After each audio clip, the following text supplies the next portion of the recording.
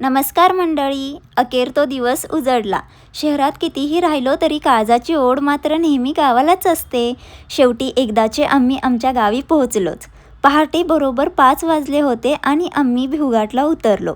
उन्हाळ्याचे दिवस असले तरी पहाटेची ती थंड हवा आणि घाटातली ती शांतता खरंच मस्त होती। तिथून लगेच ऑटो केला आणि आम्ही घराच्या दिशेने निघालो।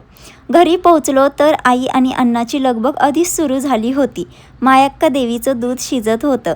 आज आमच्या घरी देवीचं दूध आणि सुवासिनींचा कार्यक्रम होता। मी पटकन अंघोळ उरकली आणि आईंना हळदी कुंकू लावलं आणि चरीलाही हळदी कुंकू वाहून चरीच्याही पाया पडले, तसेच आई अण्णांच्याही पाया पडून आशीर्वाद घेतला। मी इथे डेऱ्यांना यू साईजमध्ये हळदी कुंकू लावून घेतलं।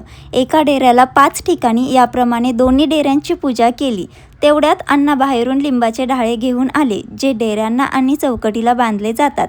मग आई आणि अण्णांनी श्रद्धेने चांग भलं घालत त्या डेऱ्यांना घरामध्ये देवाऱ्याजवळ घेतले।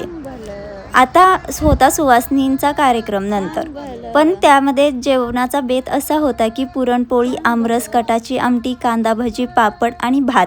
आणि हे एवढं सारं जेवण बनवता एवढी लगबग झाली होती की त्यामध्ये मला काहीच शूट घेणं जमलं नाही।